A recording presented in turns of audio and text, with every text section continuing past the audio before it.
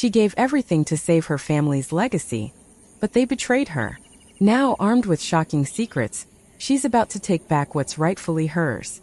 What happens next will blow your mind.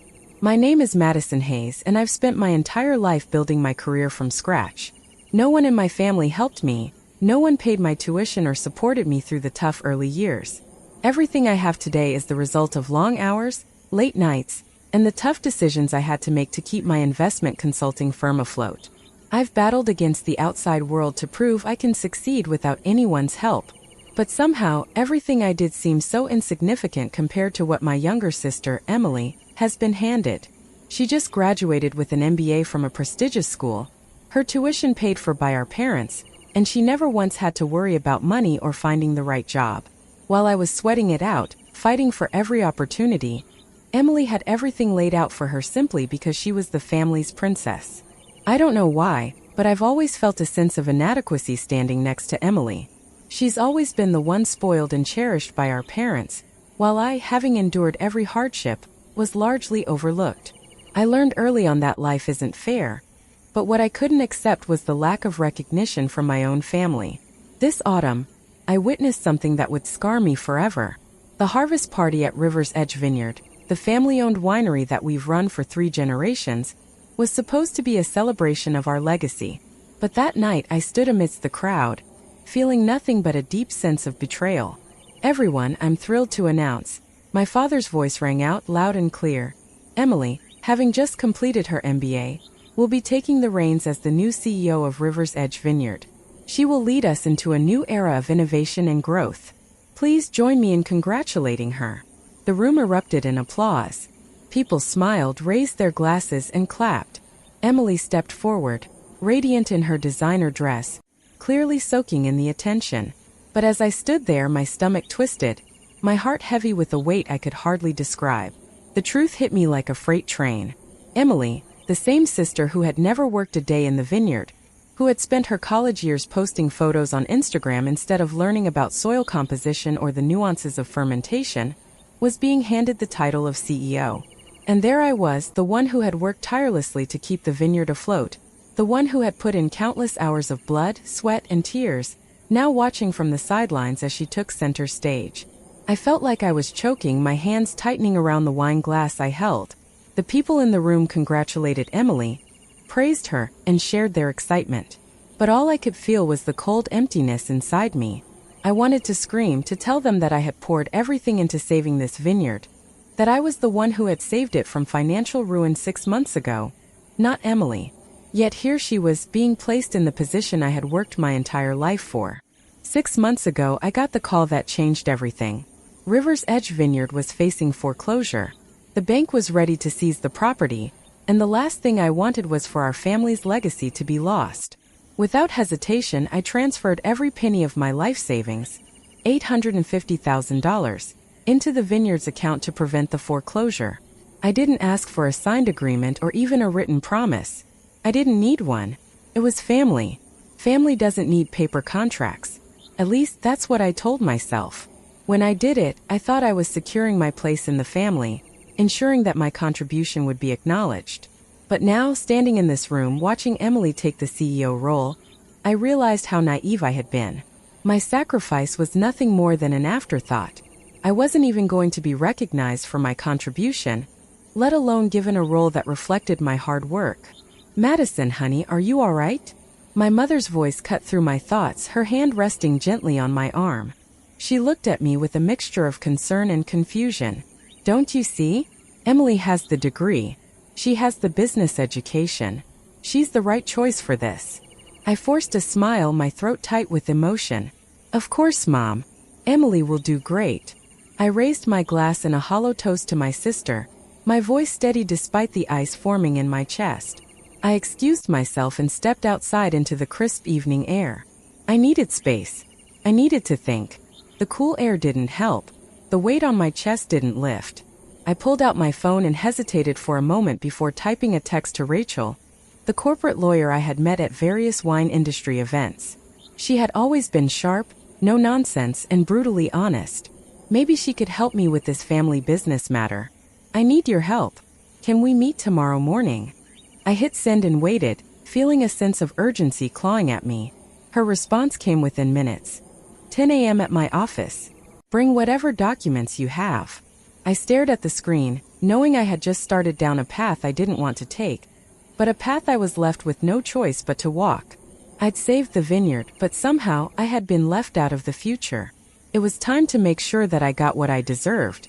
I couldn't shake the feeling of betrayal that crept over me, no matter how hard I tried to move past it. Standing outside the barn that night, I replayed everything in my mind: the phone call, the promise, the sacrifice, and then the gut-wrenching moment when I saw my younger sister Emily, someone who had never worked a day in her life at the vineyard, take the position I had assumed would be mine. My hands shook as I gripped my phone, the very device that had started this entire chain of events. It all began 6 months ago. I had just finished another grueling week at work, my office filled with the usual hum of phone calls and emails, when the call came in.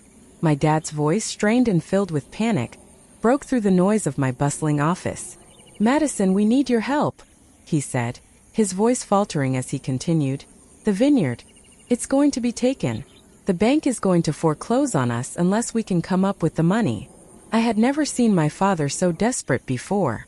He was always the strong, steady presence in our family, the one who built River's Edge from the ground up, who instilled in me a love for the vineyard and winemaking.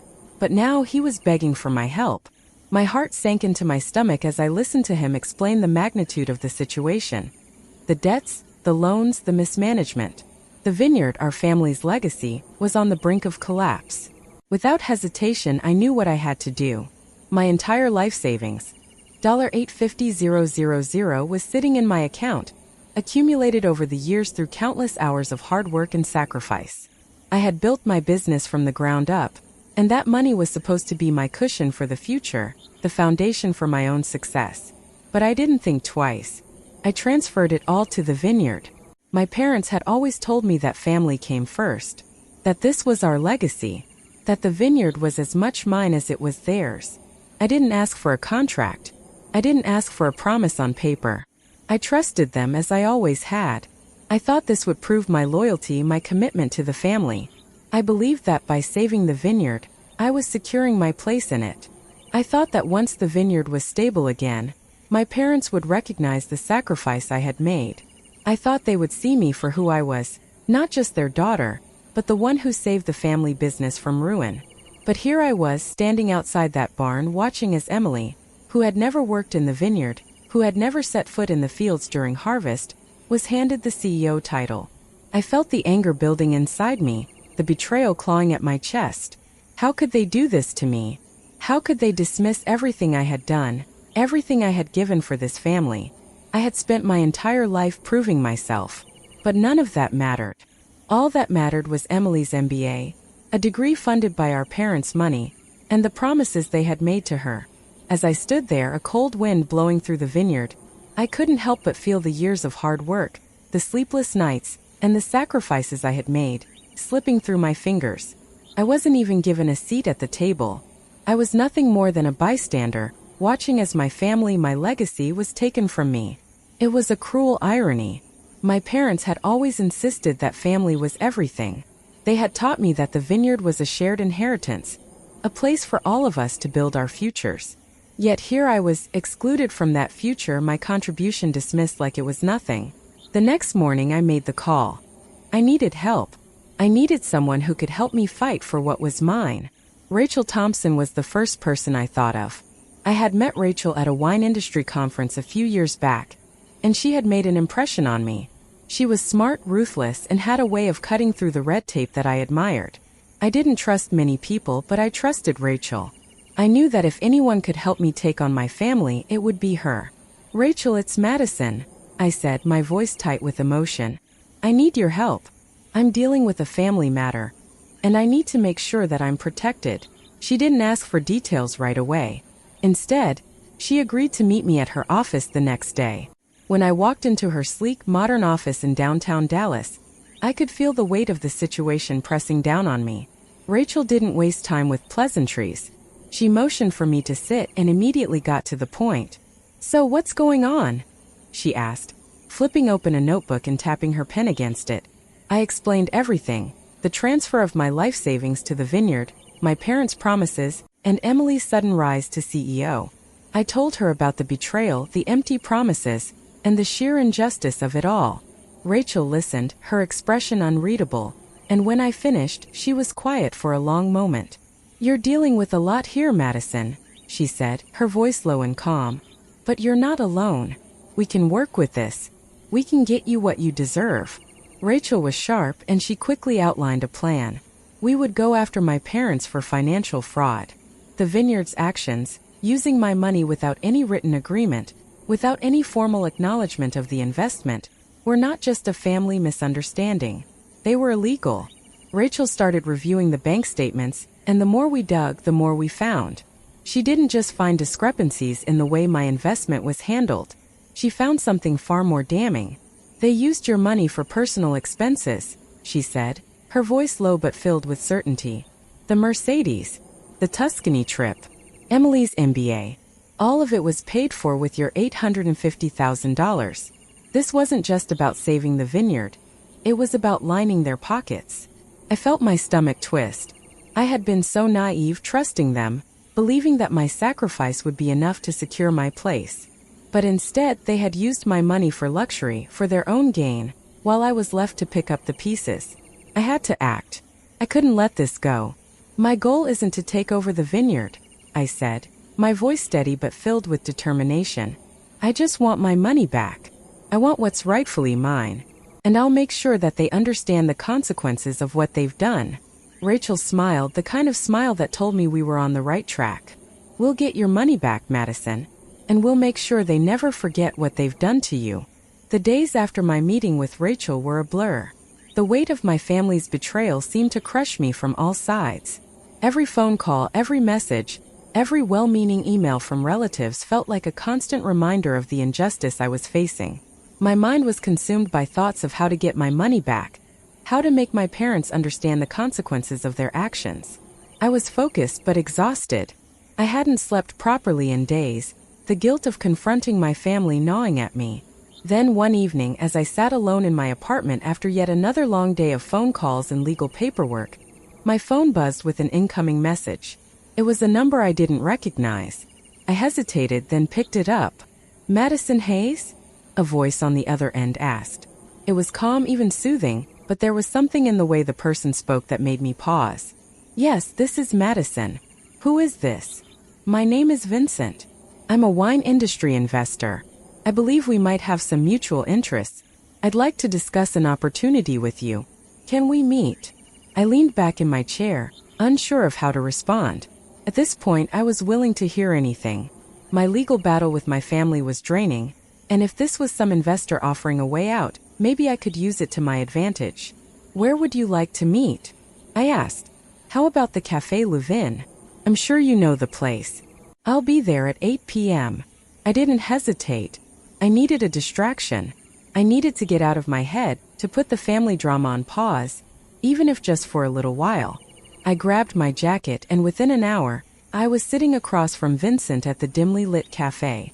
Vincent was in his early 40s, impeccably dressed in a tailored suit that spoke volumes about his wealth. His eyes were sharp, assessing me with a kind of cool detachment. I couldn't place his accent, but it had a refined edge, the sort that suggested he had been around high society for a long time. We exchanged pleasantries for a few moments before he got straight to the point. "I understand you're in a difficult situation with River's Edge Vineyard," he said, his voice smooth but with an undertone of curiosity. "And I believe you want more than just your money back." I leaned in instinctively. "What are you talking about?" He smiled, his lips curling slightly. "I know about Michael, the accountant, the one who worked for your family. I've seen the documents he's been holding on to." My heart skipped a beat. "Michael? What documents? How could Vincent possibly know about them?" "Go on," I urged, trying to keep my voice steady despite the rising panic. Vincent continued. "Michael has evidence that your parents and sister have been using your investment funds not just to save the Vineyard, but for their own personal gain. I believe you already know some of this. The Mercedes, the trips to Tuscany, the MBA tuition." He paused, letting the weight of his words sink in. "I can help you get those documents, but I need your help in return." I felt a cold rush flood my veins. What do you mean? Help me get those documents. How do you know about them? He leaned back, sipping his wine slowly before responding. I have sources. Let's just say that I've been following the financial situation at River's Edge closely for a while, and I know exactly where those documents are being kept.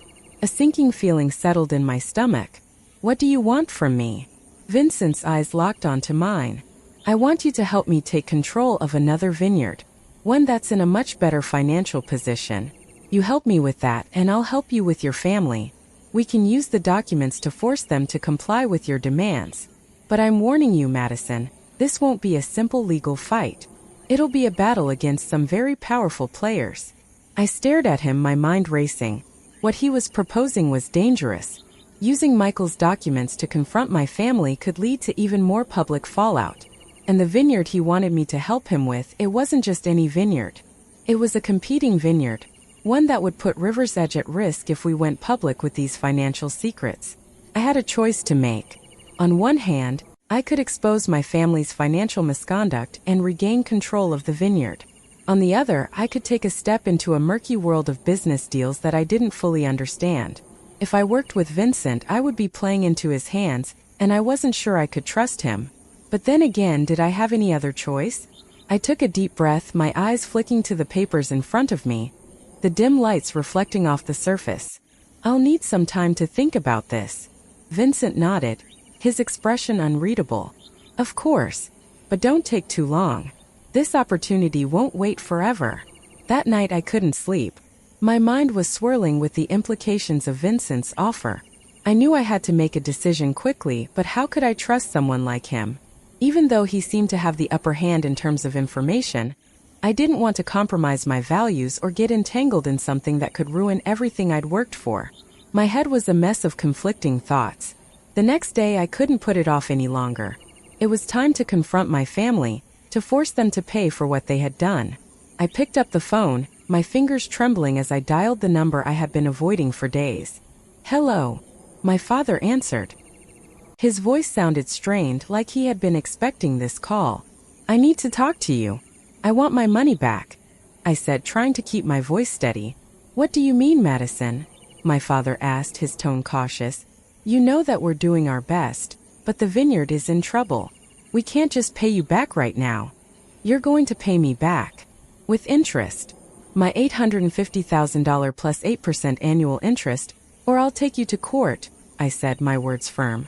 You're not serious, he said, his voice rising. You can't destroy the family like this.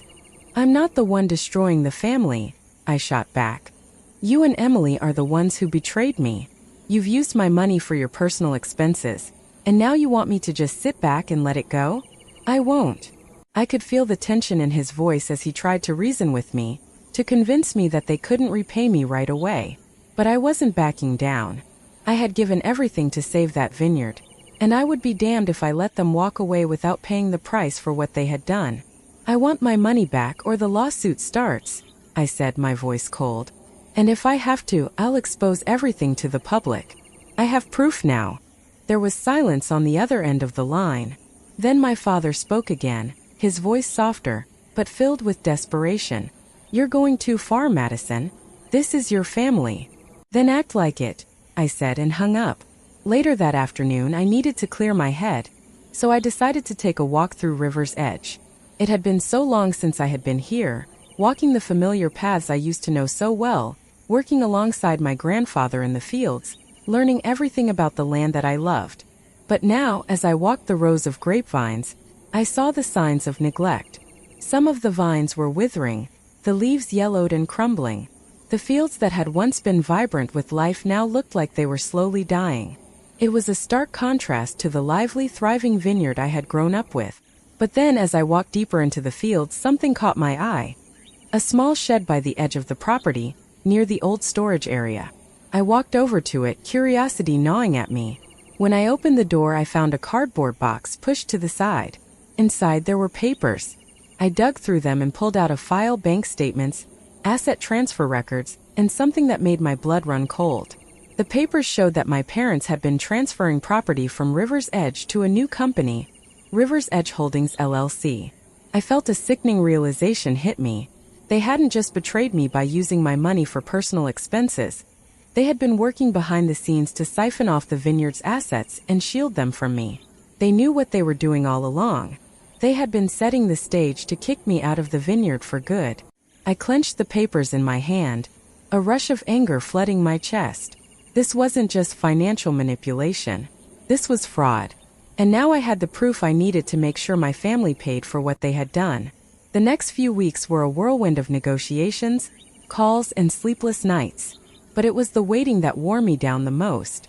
The documents I had discovered at the vineyard were the final pieces of the puzzle. I needed to confront my family, and I wasn't going to let this opportunity slip by.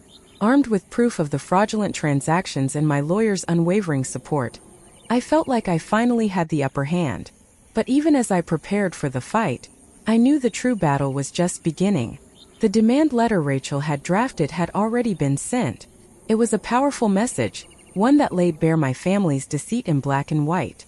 I had given them 48 hours to pay back my full investment, $850,000, plus the 8% annual interest we had agreed upon. They had the option of repaying the money without involving the courts, but knowing them, I wasn't sure they'd be willing to do that. The only thing that kept me hopeful was the fact that this wasn't just about money anymore. It was about something much more significant. It was about making my family acknowledge me as an equal, as someone who wasn't just a bystander in my own life. The clock ticked down. 48 hours passed in a blur, and finally, I received the call I had been expecting. My father's voice, trembling with a mixture of anger and desperation, was on the other end. "You're really going through with this, aren't you, Madison?" he asked, his words full of disbelief. "I don't have a choice, Dad," I replied calmly. "You and Mom made this choice when you decided to use my money for your personal expenses. I'm not asking for much. I just want what I'm owed." There was a long silence before he spoke again. "We can't come up with the full amount right now.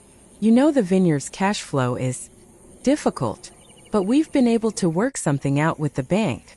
The weight of his words hung in the air. This was it. They had come to the realization that they couldn't win without me. And for the first time in years, I felt like I was being heard. "All right, Dad," I said, my voice steady. "But I need everything, no excuses. The full amount plus the interest. Or I'll take this to court, and I'll make sure the world knows exactly what you've been doing. I'll make sure we pay you," he said, his voice strained. "You've won, Madison. You've made your point." And just like that, after months of uncertainty and pain, I had won. My family had no choice but to pay up. It was a bitter victory, but it was mine. A week later, the money was in my account. Every penny of my $850,000, plus the interest. It felt surreal, like a dream I couldn't quite believe had come true. But the excitement was tempered by the emotional toll the whole ordeal had taken on me.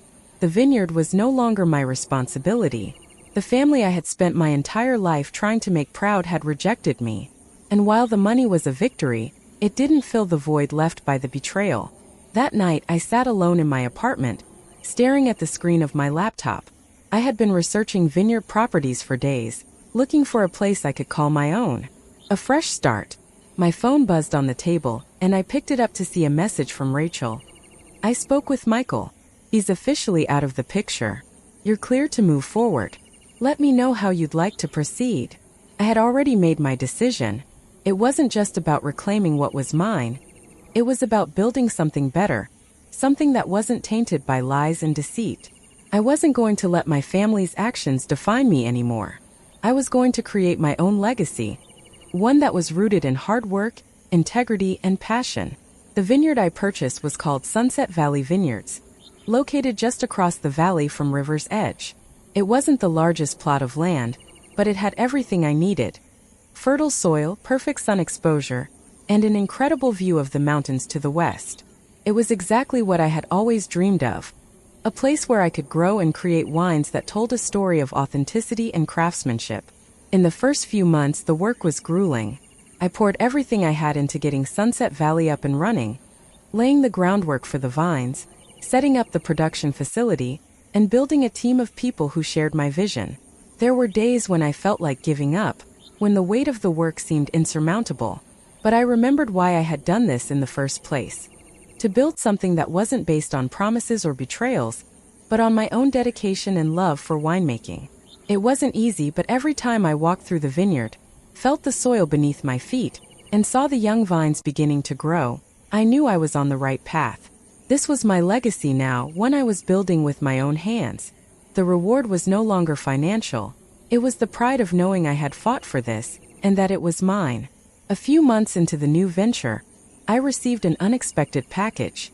It was a small worn leather-bound notebook, sealed with a simple ribbon. I opened it carefully, not knowing what to expect. Inside, the familiar handwriting of my grandfather greeted me. It was his notes, his journals from the years he had spent working in the vineyard, detailing everything from soil composition to weather patterns to the perfect grape varieties for this region. The pages were filled with knowledge, and as I turned them, I could almost hear his voice guiding me through every word. At the back of the notebook, there was a small note written in his unmistakable script. "This belongs with someone who understands its value." Tears filled my eyes as I held the notebook close to my chest. My grandfather had always been the heart of River's Edge, the one who had taught me everything I knew about winemaking. Now, with his words and his wisdom in my hands, I felt more connected to him than ever. He had trusted me with this legacy, and now I was going to carry it forward in my own way. 3 years later, Sunset Valley Vineyards was thriving. The wines I produced were gaining recognition for their quality, and I had developed a loyal customer base. I had built a brand that wasn't just about wine. It was about integrity, passion, and a commitment to the craft. River's Edge, on the other hand, had faltered. Emily's MBA hadn't been enough to save them. The vineyard was struggling, and the new management couldn't hold things together. I had heard the rumors. New projects had been canceled, expensive luxuries like the tasting room were shelved, and the vineyard was slipping further into debt. I didn't feel a sense of satisfaction from River's Edge's failure. It wasn't about revenge, it never had been. But I did feel a sense of pride in the fact that I had built something meaningful on my own, something that had nothing to do with the family drama, and everything to do with the legacy my grandfather had left me. One afternoon, I stood on the balcony of my new office at Sunset Valley Vineyards, looking out over the rows of grapevines as the sun began to set. The colors in the sky were a mix of oranges, pinks, and purples, casting a beautiful glow over the vineyard.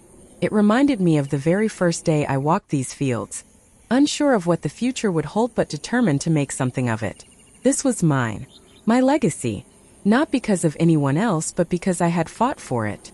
I had built it with my own hands, following the lessons my grandfather had taught me, and never once compromising on the values that had always been important to me. As I took a deep breath, I knew that I had achieved more than just financial success. I had reclaimed my independence, my sense of self-worth, and most importantly, I had created something that would last long after I was gone.